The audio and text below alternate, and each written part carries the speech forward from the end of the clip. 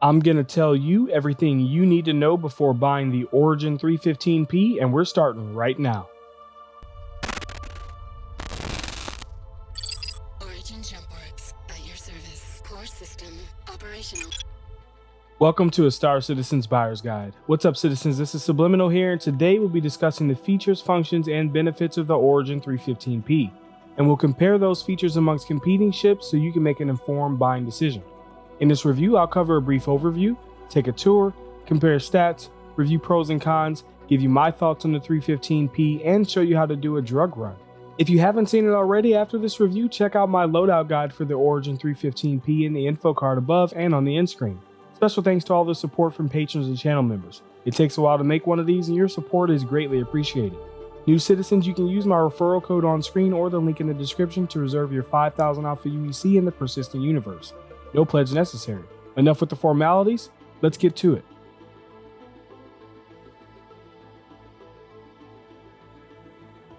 The 315P is a variant of the 300 touring spacecraft developed by Origin Jumpworks. Added to the lineup in 2930, the variant was built with enhanced engines for improved power output and a bespoke communication system designed by Chimera Communications. 315Ps are generally used as vanguards in support of larger exploratory teams or by individual owners who are looking to explore in a craft with Origin's signature style. Origin Jumpworks is a personal luxury spacecraft manufacturer based on Terra. The move to Terra is recent. Until 2913, the company was located on Earth and had a policy only to use materials created in the Sol system to manufacture its 600 line of ships. Since the move, it has changed its outsourcing policy to accept components from across the UEE. The 300i and 890 Jump are among its best-selling designs. The 300 series are 4 ships manufactured by Origin Jumpworks. They are all built with an additional focus on luxury and comfort. Each ship has its own purpose and primary focus. There is the basic luxury touring model 300i, the Explorer variant 315P, the especially designed for combat 325A, and the racing-oriented variant the 350R. As of today, the 315P is for sale and upgrade on the Pledge Store for $65.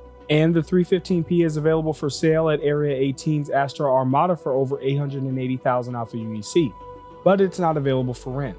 Now that you know a little bit more about the Origin 315P, let's take a tour. If you'd like to skip this tour, the timestamp is on screen and in the description. On the nose, you'll notice its size 3 hardpoint with a tractor beam equipped.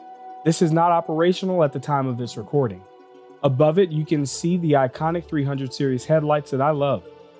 Moving on, underneath we have the first cargo bay that holds 8 of the 12 SCU.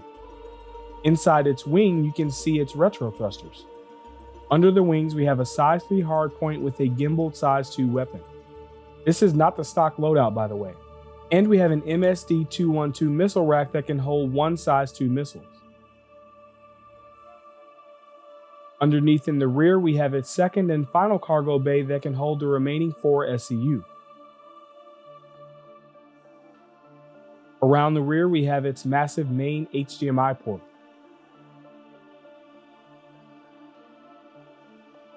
The starboard side is identical to the port side.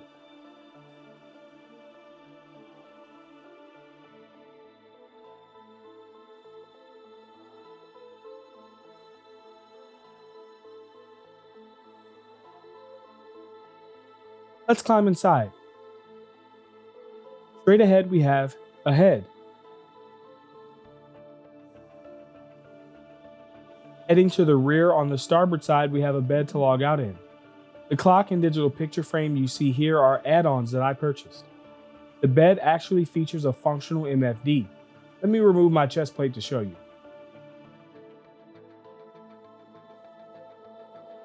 All the way in the back, we have a non-functioning armor locker, a functional weapon rack, and some fancy pinky-out wine glasses that every Origin ship should have. We have a mini fridge, coffee machine, music box, sink, and food processor. All of these add-ons, including the ones on the bed, I purchased with real money, and these items at this time have no gameplay function. Before we head towards the flight deck, check out this moonroof. The HUD has not been yet updated to the new building blocks UI, but we should see that in 3.10. The pilot seat has 4 MFDs and a radar. The 315P does have an ejection system.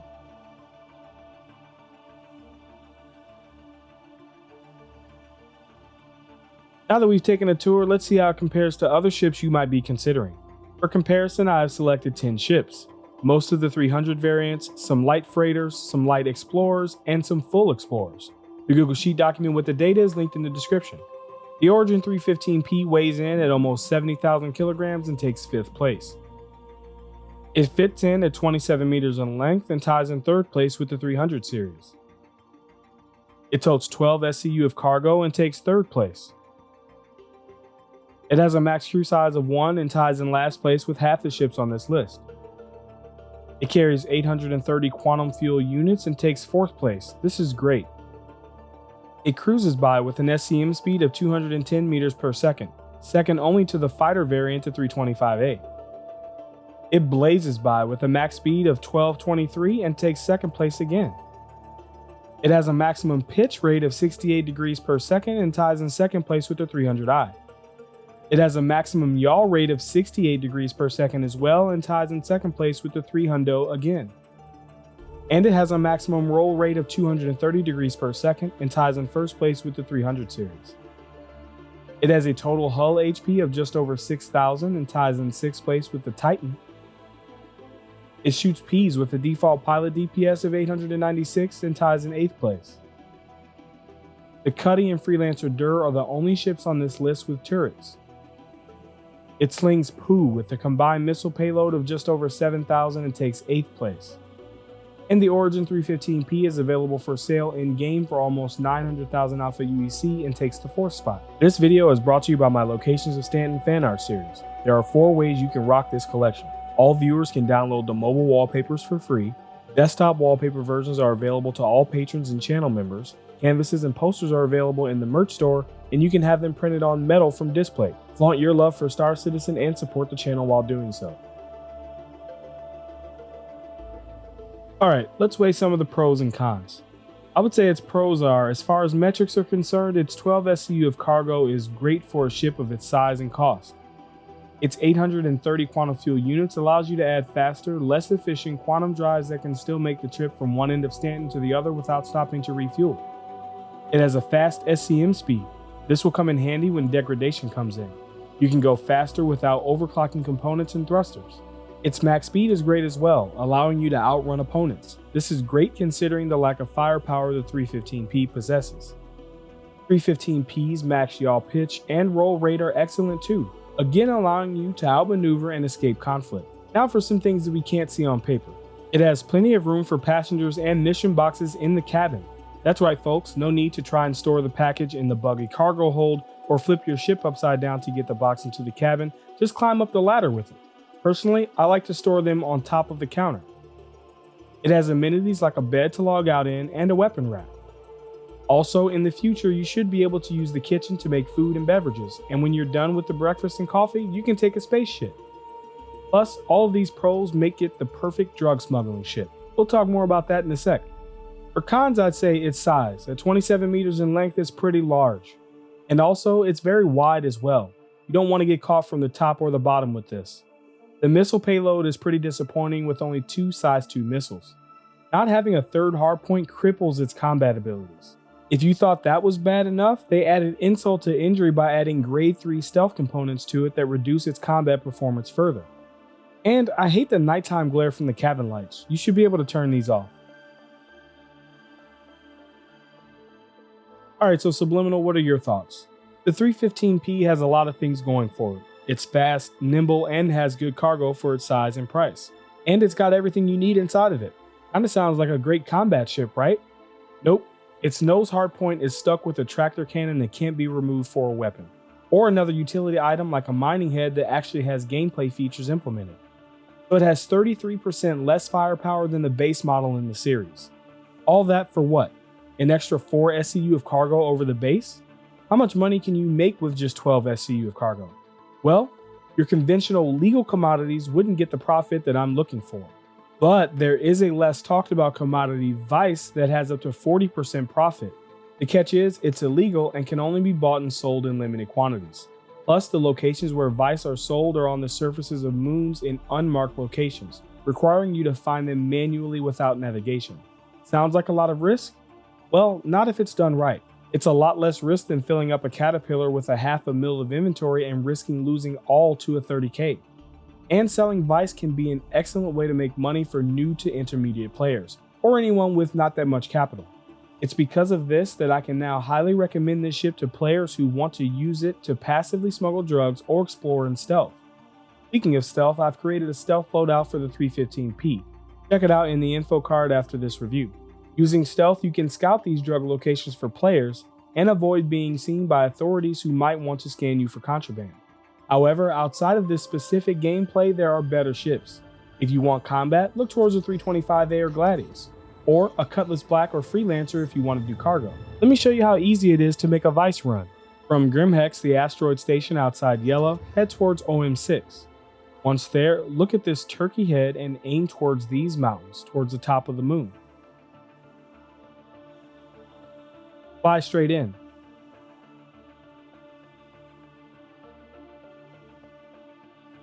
Once here, look for these landmarks and aim for this crater.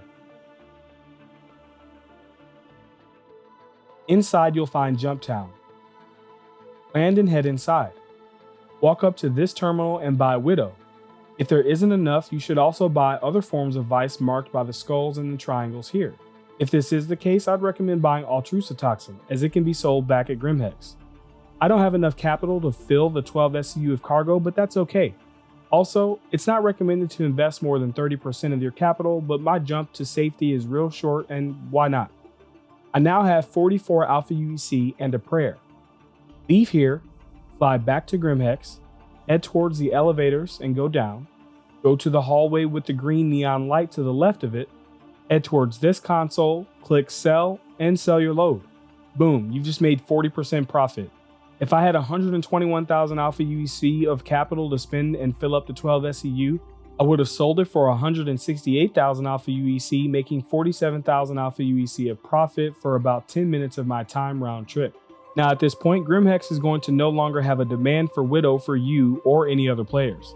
So you could do some other types of missions or start trading some less profitable Vice commodities while it cools down. Usually about 20 minutes or so will do. Now doing this exact route is not the only way you can sell Vice.